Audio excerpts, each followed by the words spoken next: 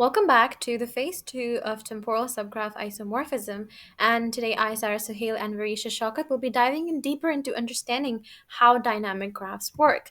So, an essential example of this is football passing strategies, which can be viewed through the lens of graph theory, which are just detailed data sets and how they're very fundamental in understanding the gameplay. So first of all, data preparation. We were provided with a data set where each row represents a single pass and it has certain attributes. These attributes like time start and time end, which are timestamps showing you when the pass has been made and when it has been received. It helps us to analyze the sequence of the pass over time. And then you have sender ID and receiver ID, which represents the player's unique IDs. The X and Y coordinates are basically the positions of all the players all over the field, and it sort of gives you like a spatial dimension to understand how the players are moving when passes are occurring. So by the help of this data set, we can match it into the graph. You can have nodes to represent the players, the edges to represent the passes, and then you have the attributes that enrich the graph. You can just break the data into smaller time intervals in order to study how the patterns are evolving. Another crucial part of this was the segregation, and this is how one match is going to be segregated from the other. So we had to devise a strategy to group the passes, and this was done by the time start quality. So in step one, we identified the time ranges. You do understand that the overall time span of the data set was provided, and we had to calculate the minimum and the maximum values of the time start. And then, as we knew that it contains the passes between 14 matches, so we divided the total time range into 14 equal segments where each was going to be for like one match. And then in the second step, we had to assign match IDs. With these, this was also done with the help of the time start values. And for each pass in the data set, we checked which time range it is going to fall into. So for example, for the first segment, we assigned match ID 1, and for the second match ID 2, and so on up to the 14th match. In the third step, we had to ensure accuracy, and this was done to make sure that the matches were all evenly distributed. And so we used the strategy of quantiles instead of the fixed intervals. They basically divide the entire data into equal sized groups. So this clean separation basically lays the foundation for the steps that are to follow. You have to divide the match into smaller time intervals and analyze it, and it benefits you because it sort of isolates every single match. It transforms the raw data set into the specific segment and helps you to do this with quantiles. Now, in this part of the presentation, we're going to start off with the override code, which we've already discussed in our first phase. To describe this more, we have the path of the target graphs, the number of snapshots of the target graph we want, the path of the pattern graphs, and the number of snapshots of it we want, and the window sizing. All of this has been discussed in the previous presentation, so let's move on to what really mattered this time around, which was the override code's functionality and whether we changed it or not. We, in this case, our team, did not change the override code for several reasons. Starting off, it was very compatible with our input data. The OpenAI code is already designed to process dynamic graphs. It works seamlessly with data sheets formats we were using, which includes sender and receiver IDs, timestamps, and positions for each pass. It was perfectly aligned with our project goal. The main goal of our project is to transform the database into dynamic graph snapshots and then perform temporal subgraph isomorphism analysis. This made it an ideal fit for our project without requiring any changes. Now, establishing and verified functionality. The original override code has been tested several times and validated for the dynamic subgraph detection. Making changes to it could risk bugs that we did not have the time to tackle.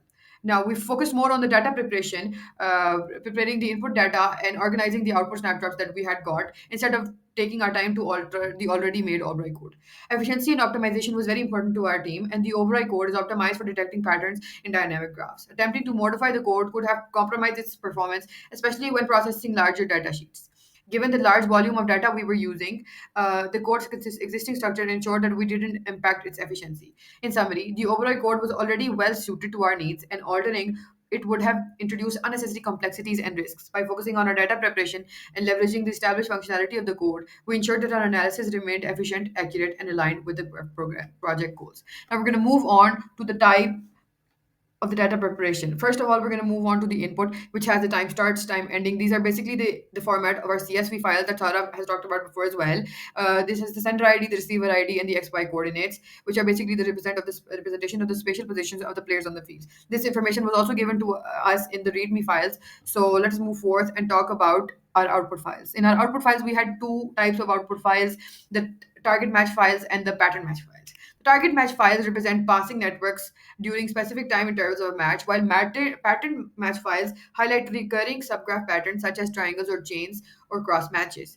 So, a code that was used in order to convert the inputs into the outputs was, we wrote it in JavaScript, and its main purpose was to process the football data set and you generate snapshots for it. So in order to understand this, we will go stepwise of how the code processes this. In the first step, you load the CSV file, which is done through a helper function the code called as read CSV. It's going to read the CSV, it streams the data row by row into an array called data, and then once all the data has been read, it moves on to the second step, which is converting time and assigning the match IDs.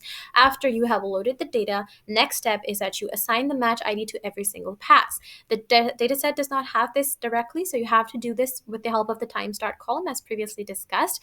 The convert time is going to convert the time into numbers for calculations. The compute match boundaries is going to is going to be splitting this into 14 groups because of the 14 matches. The assign match IDs is going to be for each pass, and the code is going to check which quantile the time start is going to fall into. So this is basically going to group all of this into the respective matches. And in the third step, you're going to divide the matches into the time interval, and each step is further divided in order for you to understand how the dynamic nature is proceeding. And this segmentation will help us to also create snapshots for like the smaller chunks of the gameplay. And in the fourth step, you separate the home and away teams from each other. So the code splits the passes between the home and away teams for every single interval. So we have passes where the sender ID is between 1 and 14, which is the home team passes, and then with 14 and greater as the away team passes. In the fifth step, we are creating snapshots for the graphs. Identifying the players with the nodes for both the sender and the receiver. And then we're also understanding the attributes of the player IDs, the passes, means of the edges, and the code groups the passes by the sender ID, and then it adds the edges to them in order to maintain the graph structure. In the sixth step, we are going to be writing these snapshots to the text files in order to save them. The first section is going to have the number of the nodes, meaning the players that are involved, and then their attributes as well.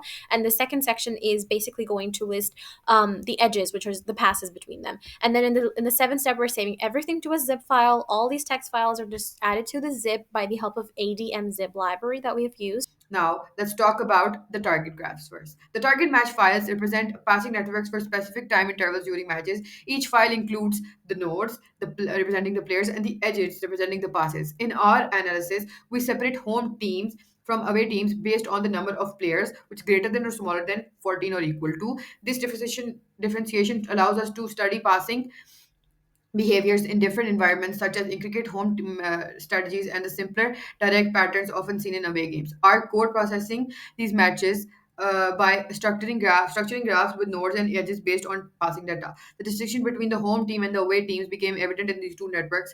Home team matches often compact structures due to the familiarity and support. Away team matches show longer, simpler passing chains as teams adapt to less favorable conditions.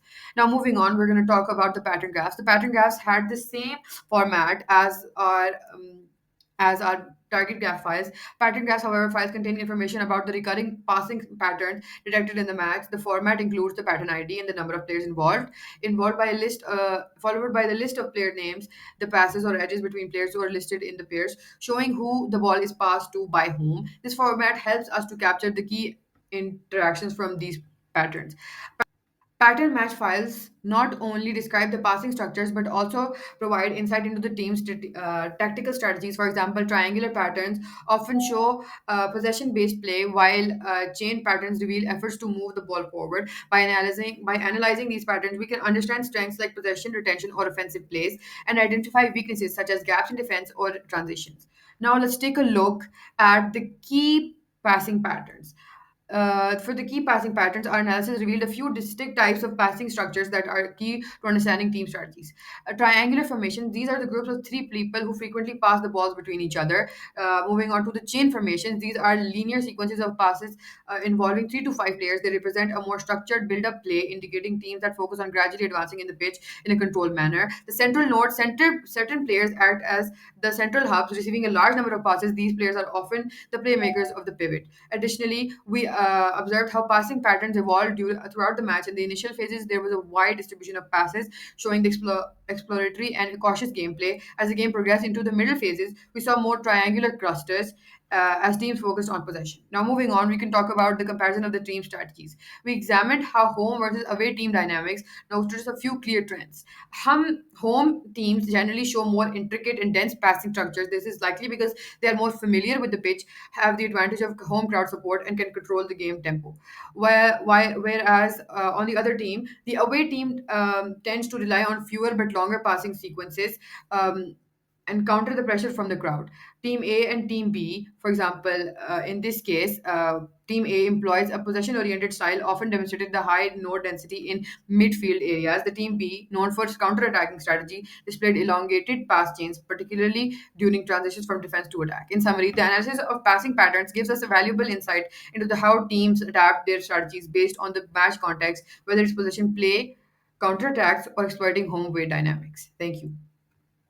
Right. So, coming to an additional research that we did was the Barbosa paper that was published in 2015, which served as a great inspiration for our study because the researchers here used the graph theory and analyzed passing patterns in football matches, much like our own project. And the features that we came across here were triangular formations, where Barbosa identified small groups of players, three players that kept on passing the ball frequently amongst each other. And this enables short, quick passes to maintain the possession.